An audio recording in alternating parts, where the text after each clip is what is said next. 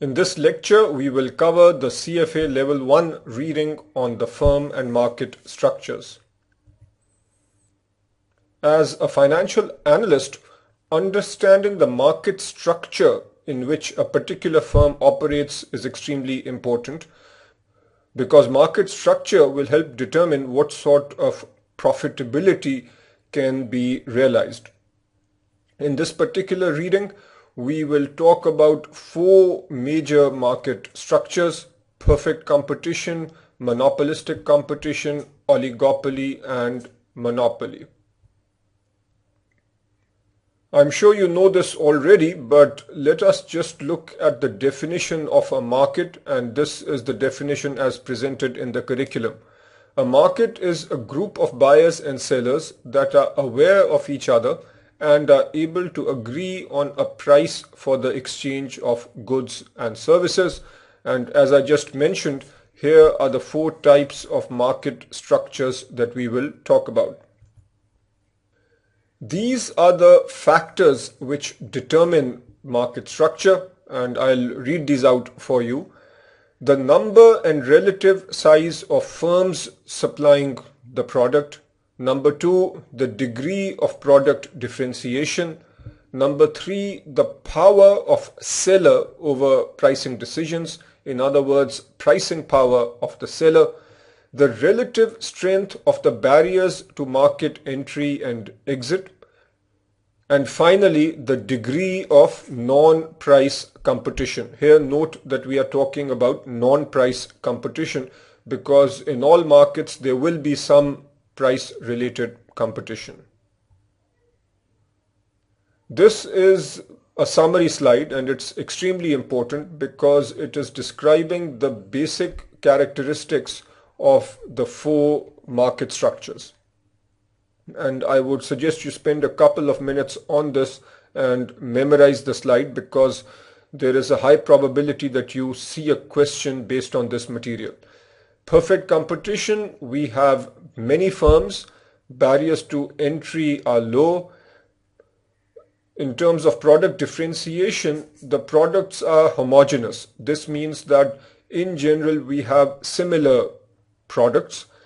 Non-price competition, none. In other words, all the competition is based on price. Since the products are homogeneous, all that consumers are concerned about here are price.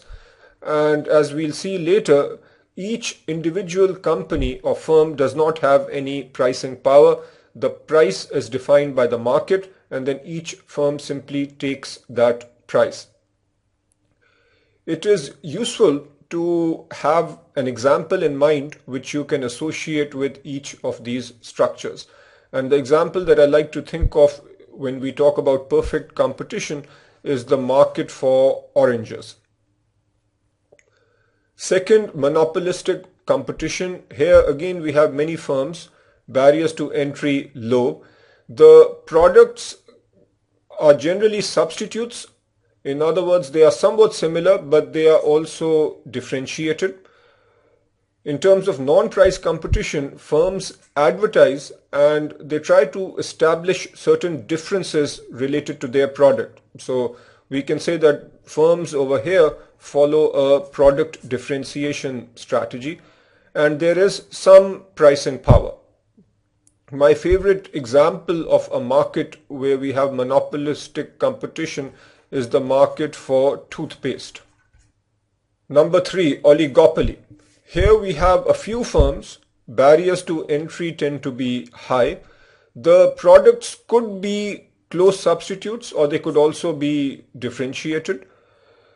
There is going to be advertising, and where there is differentiation, obviously the advertising will try to emphasize the product differentiation, and firms will tend to have significant amount of pricing power. And finally, monopoly. Here we have a single firm, barriers to entry are very high. The firm is typically selling a unique product and it's the only firm obviously which is selling that product. These firms or monopolies do advertise and their pricing power is considerable.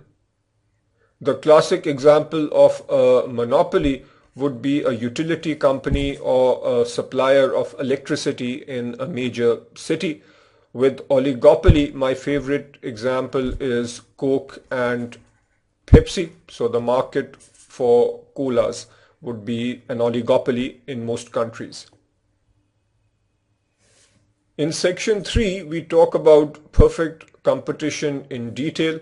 Here are the characteristics again. You saw these on the previous slide, so you can read them again.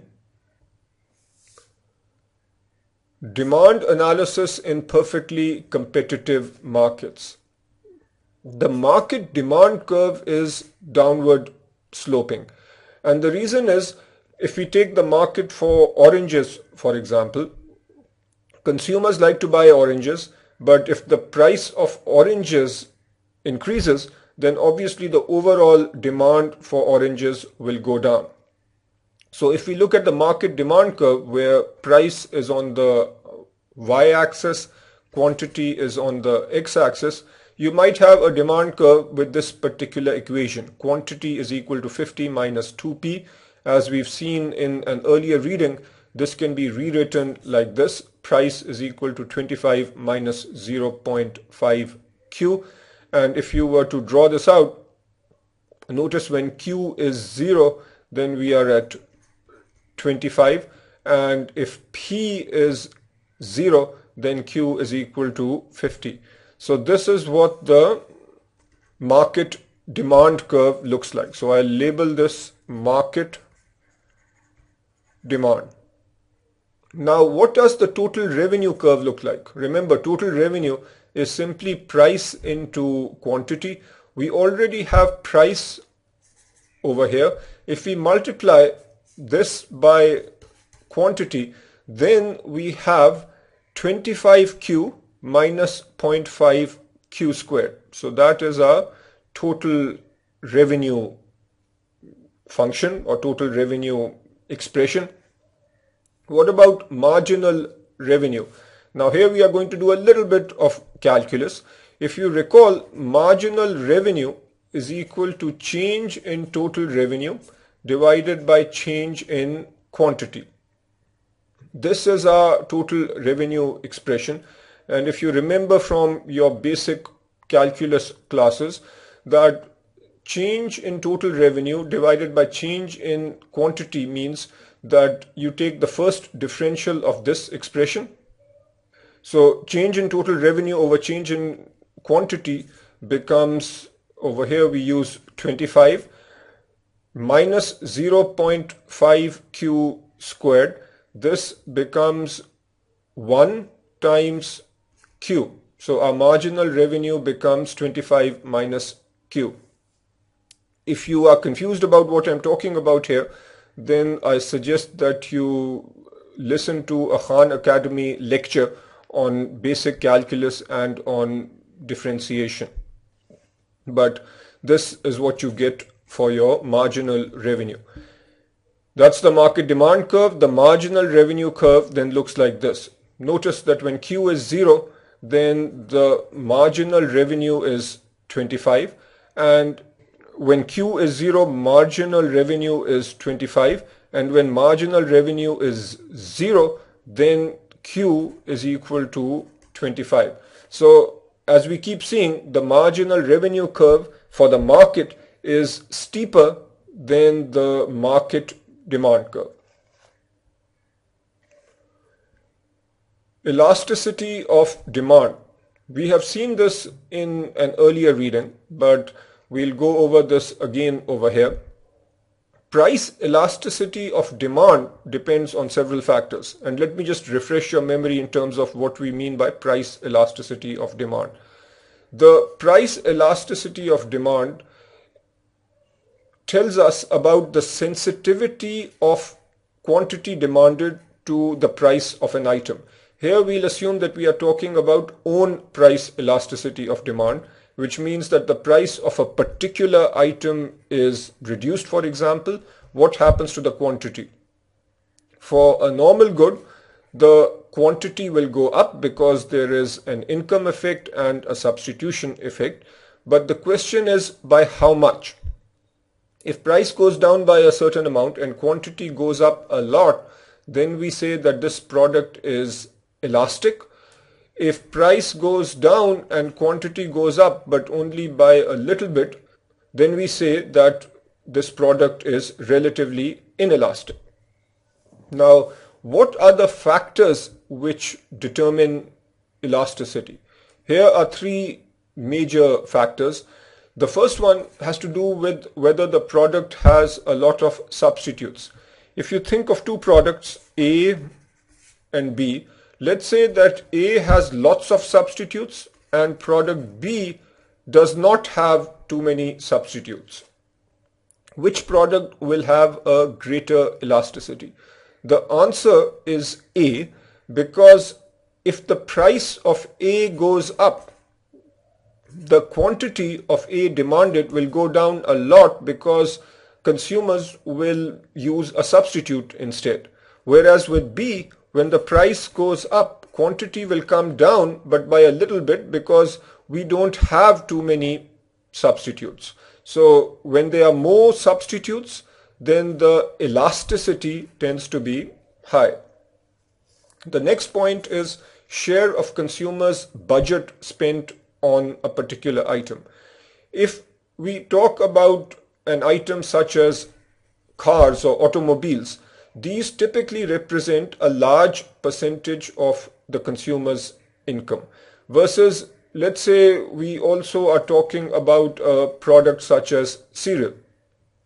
When the price of cars goes up, say by 10%, the quantity demanded will come down a lot because a 10% increase in the price of cars is substantial and consumers will probably think again before buying a new car. So elasticity here tends to be high, whereas if the price of cereal goes up by 10%, which hopefully is a small percentage of the consumer's income, then a 10% increase in cereal probably will not have a big impact on the quantity demanded for this product. So here the elasticity will be relatively low. And finally, length of time within which market schedule is being considered. The point here is when we talk about a change in price, let's say price going up, the quantity demanded will go down. But the question is, are we considering a 1 day time frame or a 1 week time frame or a 1 month time frame? And what this point number 3 is saying is that if we consider a longer time frame, then the elasticity will be more. Let me give you a simple example. Let's say we are in a country where you can either use petrol or CNG to fuel your car.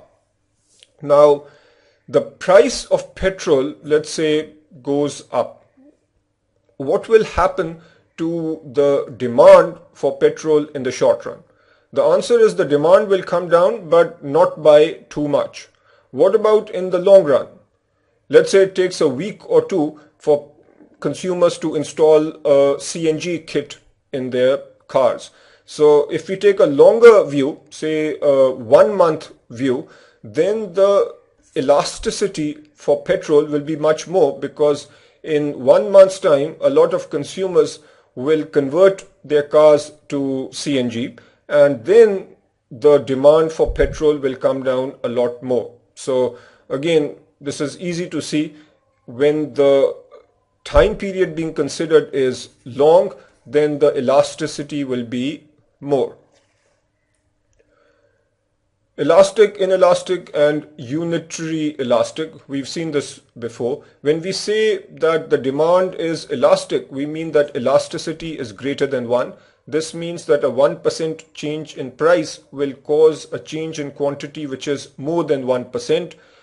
Inelastic means that the elasticity is less than 1, and unit elastic means that elasticity is equal to 0. In Exhibit 3, the curriculum gives the elasticities of several products, and while you don't need to memorize these elasticities, but it is interesting to note that the most inelastic product shown in Exhibit 3 is regular coffee, where the elasticity is only 0.16. What this is saying is that even when the price of coffee goes up, the demand doesn't change too much. And you can also see that over here. For those who love coffee, even though one might argue that tea is a substitute, but those who really like their coffee, for them there isn't really a substitute. Coffee also is a relatively low percentage of a consumer's budget, so you can see why the demand is very inelastic. At the other end of the spectrum, we have furniture, which has an elasticity of 3.04, and this is relatively high. Here, furniture tends to be somewhat expensive. People can delay the purchase of furniture if the price is too high right now, so that has a somewhat elastic demand. And finally, perfectly elastic versus perfectly inelastic. These are extreme conditions. If you have price and quantity, perfectly elastic would mean a picture like this, and we will see this later in the context of perfect competition. Perfectly inelastic means that our demand curve looks like this, that no matter what happens to the price, the quantity demanded is the same. What are some other factors which affect demand and consumer surplus? We've talked about this before also. Movement along the demand schedule versus shift in the demand curve. The curriculum uses this term demand schedule and demand curve almost interchangeably, and I have used this term here, so if you see demand schedule, you don't get confused. It's just a way of referring to the demand function or the demand curve. If you have a particular demand curve, price on the Y, quantity on the X, a movement along the demand curve happens if only the price of that particular good and the quantity demanded change, all else remains the same. This is called a movement along the curve. A shift in the demand curve means that something other than the price and quantity have changed. For example, if the income of consumers goes up, then the overall demand curve will shift. Or if there is a change in price of a substitute or a complement, then the demand curve will shift. If this sounds very familiar, that's a good thing, because in the first reading in economics, we studied this material in detail. Income elasticity of demand refers to the change in quantity demanded relative to or divided by the percentage change in income. For a normal good, this will be positive. For an inferior good, this will be negative. Cross price elasticity of demand is the percentage change in quantity demanded of a particular product divided by the percentage change in price of either a substitute or a complement. So basically the denominator refers to the change in price of some other product. Consumer surplus, value minus expenditure. This entire section, including the example, is exactly what you see in this particular reading. Demand and supply analysis, introduction, section 3.9. So I will not repeat the material over here.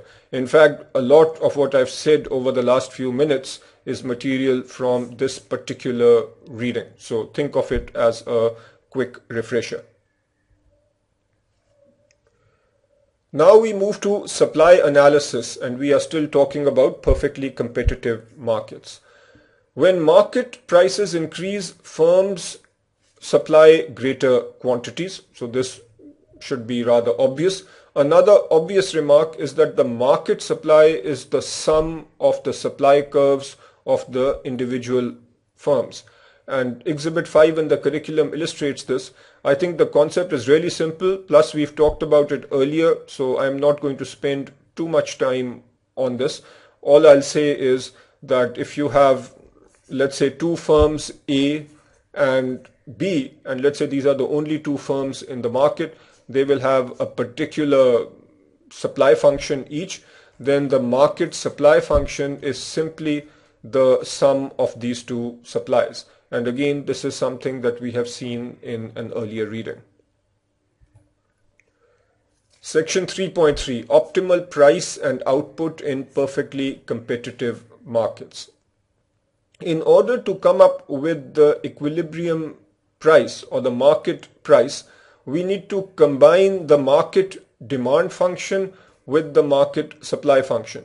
If this is our market demand, so that, let's say, is given like this, and as we have done throughout this reading, we have price on the y-axis, quantity on the x-axis.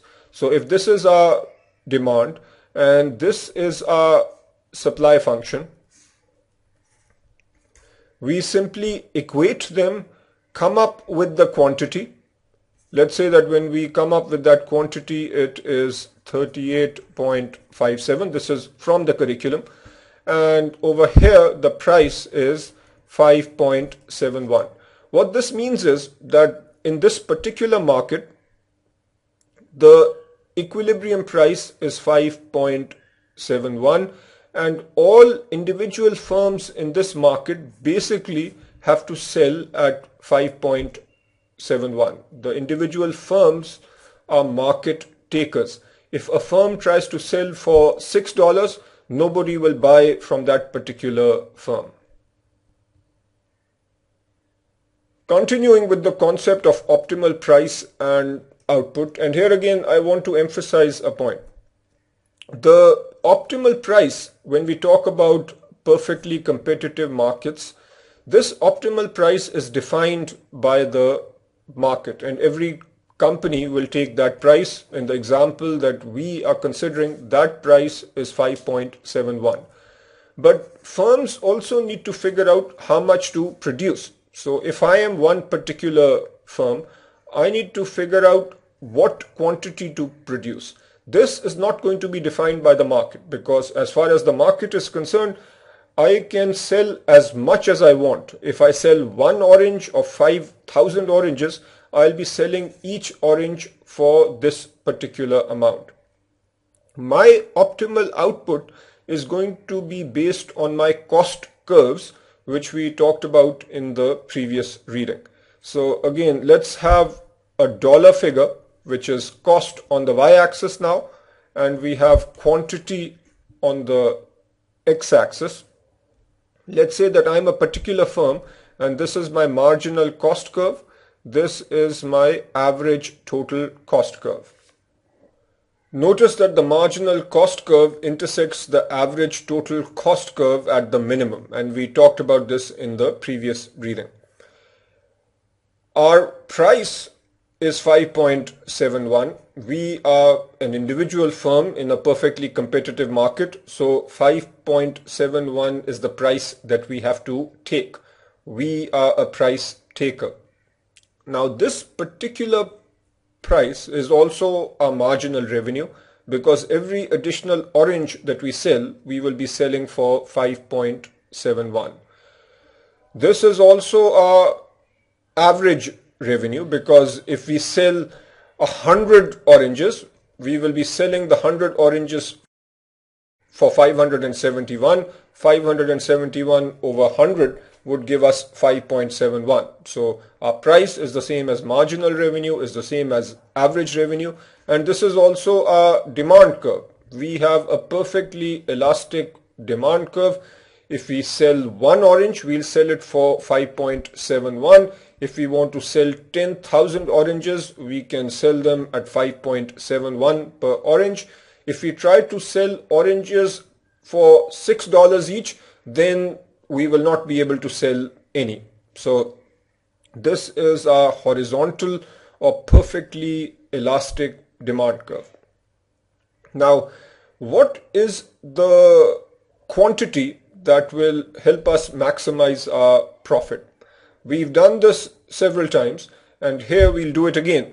The profit is maximized when marginal revenue is equal to marginal cost, and the reason has been discussed in the previous reading. So this is our marginal revenue curve. This is our marginal cost curve. This is the quantity at which we will maximize our profit. Let's say that this quantity is 100. So we will sell 100 oranges, each for 5.71, and this is where we maximize our profit. What is the link between a firm's supply and marginal cost curve? This is an important question. Now think about it. Notice that 5.71 is the price and our quantity is 100, which we got based on the marginal cost curve. If for some reason the price of oranges goes up, let's say there is a favorable news report that drinking orange juice improves your health, market demand goes up, market price goes up to, let's say, $6. How much will you supply? You will now supply this much. Let's say the price for some reason keeps going up, and notice that the amount that you will produce will go up based on the marginal cost curve. So there seems to be a relationship between the marginal cost curve and the supply that your firm will produce. So in a sense they are similar, but are they exactly the same? Not quite, because let's say that for some reason the price comes down. Say the market is flooded with grapefruits and the price of oranges comes down. Say the price of oranges comes down to 4 now. Will you produce? Will you sell oranges? The answer is no, because now the money that you get from oranges, 4 per orange, is less than your cost. Let's say that your cost per orange is 5, and for simplicity here, let's just say that our fixed cost is essentially 0. So our average total cost, let's say, is approximately the same as the average variable cost. So if the market price is 4 and the cost per orange is 5, then it makes no sense to sell oranges. So there will be 0 supply. That means that your supply function is the marginal cost curve as long as we are above the average cost. Next question, what is the economic profit? Now let's go back to our original situation where the market price is 5.71. Are we making a profit? In this particular case, yes we are, because what is our revenue? Our revenue is the price times quantity. So our revenue is 100 into 5.71, which is 571. That happens to be this particular area. What is our cost? This is our average total cost curve. So let's say that the cost is 5. This area over here, this smaller rectangle, represents our cost. So our economic profit is given by this region over here. Since the price is greater than the average total cost, we are making an economic profit in the short run. One final point before I go to the next slide. Generally, cost curves are U-shaped because of the law of diminishing returns, and this is something we saw in the previous reading, but I'll just mention it again. Generally, if you sell just 1 orange, then your cost per orange is likely to be high. As you sell more and more oranges, your cost per orange tends to be lower, but after reaching a certain minimum, if you keep trying to sell more and more oranges, your curve or your cost will go up, and that explains this U-shape. But it is not necessary that the cost curve is U-shaped for every single firm. It's just that this is the most typical scenario. What are the factors which impact long-run equilibrium in perfectly competitive markets? The scenario that we just saw gave us an economic profit which is greater than 0. When this happens, then other firms will enter the market. And in terms of a supply demand analysis, here is what's going on. So price quantity, here we are talking about the market. So initially, if we have this situation where we have a certain market demand curve, a certain market supply curve, and let's say we are at 5.71, if a price of 5.71 enables firms to earn an economic profit, then more firms will enter the market. When more firms enter the market, the supply curve will shift to the right, and notice what happens to the price. The price will come down. Let's say the price comes down to 5. So price down. Now what happens to an individual firm's demand curve? Remember, the demand curve earlier was at 5.71. Now it will come down. So before you go on, I want you to do this. Show the original demand curve at 5.71 and show the average total cost curve and the long run marginal cost curve, and then show what happens when the price goes down to 5. So here is what is going on. This is our original mark where we are at 5.71. That's the marginal revenue. The original quantity that a firm produces is over here, because this is where profit is maximized. Marginal revenue is equal to marginal cost, and this is the cost per orange. Therefore we have a economic profit given by this rectangle.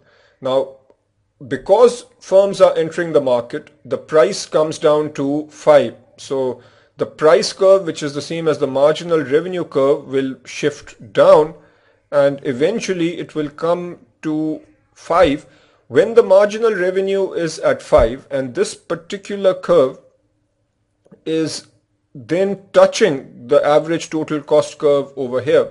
Then economic profit will be 0. So notice that over here cost per orange is the same as revenue per orange, and therefore the economic profit is 0. This is the long run equilibrium. Notice that at this particular stage there will be no additional firms that enter the market because there are no more economic profits to be made. If for some reason we end up over here, then firms will exit the market, supply will decrease, and we will come back over here. So in perfectly competitive markets, firms will enter or leave such that in the long run the economic profit is 0. You might get a question on the exam where you are given information like this and you are asked at what price will firms enter the market, and what you there need to look for is this point over here. So in this particular example, if you are given the average total cost equation and the marginal revenue equation, for example, you can see at what quantity or what price the two are the same, and actually this is the point where the marginal cost is also intersecting. So notice that in the long run, marginal cost is equal to marginal revenue is equal to average total cost, and this is also the price. So in the long run, this is our equilibrium point. If for some reason the price goes above this, then new firms will enter. If the price is below, then firms will exit. If you have time, I encourage you to read this little excerpt in the curriculum. Section 4, monopolistic competition. Here are the characteristics which have been taken from the curriculum, and I want you to read these. These have been discussed earlier when we looked at the summary slide showing all 4 types of market structures. The most important aspect of a market which is characterized by monopolistic competition is that firms try to differentiate their products, and this typically happens through marketing and advertising. Firms want consumers to believe that their products are different and better than the competitors' products in some way, and therefore With monopolistic competition, we will see downward sloping demand curves. Section 4.1, Demand Analysis in Monopolistically Competitive Markets. As I just mentioned, we will have a downward sloping demand curve for each firm. And the way you can think of this is as follows. Let's take the market for toothpaste. If you have a company like Sensodyne, which has established a certain brand, and let's say consumers believe that by using Sensodyne toothpaste, their toothaches will go away, then clearly consumers value the toothpaste and are willing to pay a certain amount for the benefit of using that toothpaste. But having said that, a company like Sensodyne will have a downward sloping demand curve, because if they place a very high price or they set a very high price for their product, then consumers will not buy. As they reduce the price, the demand will increase. So let's say that this is the demand curve faced by a particular company such as Sensodyne.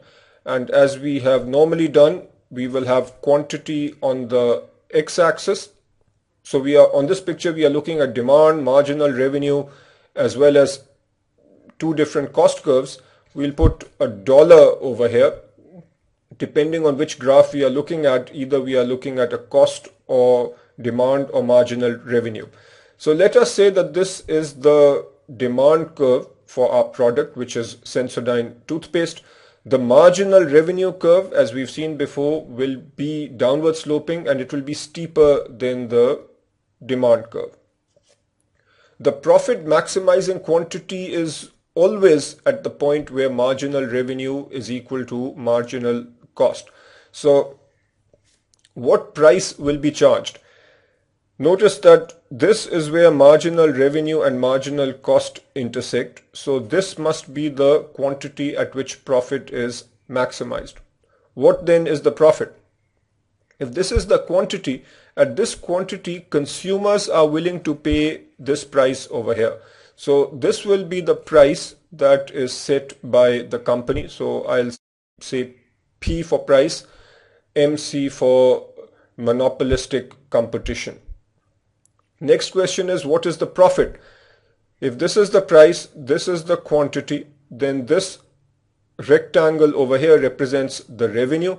For the cost, we read off the average total cost curve. So the total cost is given by this region, which means that this is the economic profit.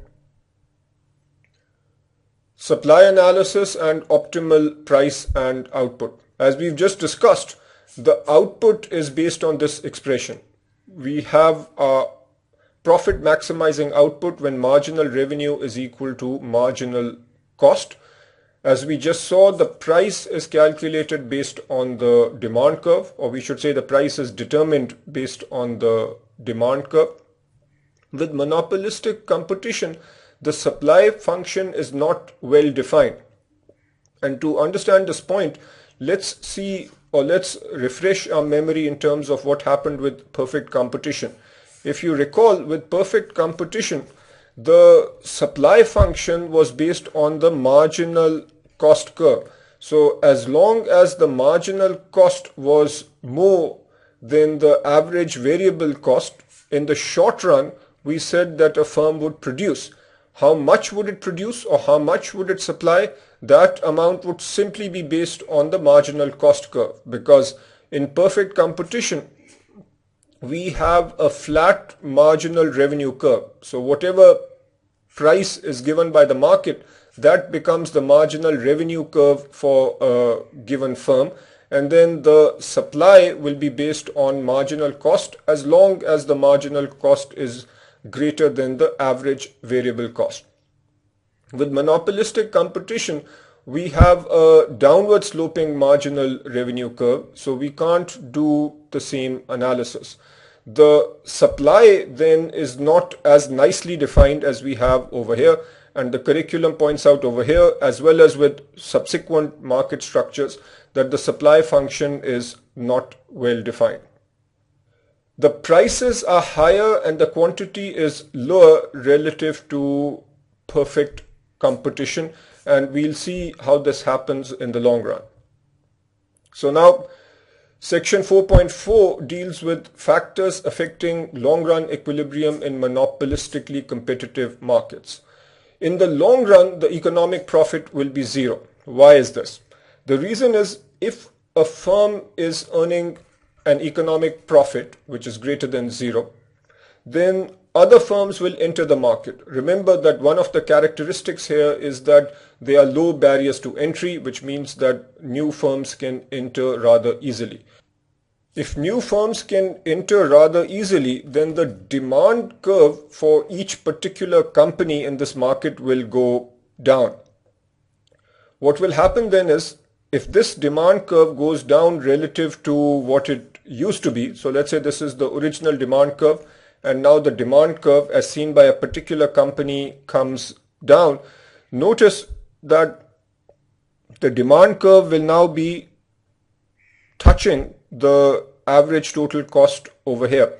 And let's see what is happening at equilibrium. Again, y-axis is a dollar figure depending on what curve we are looking at. Either it is a cost or demand or revenue.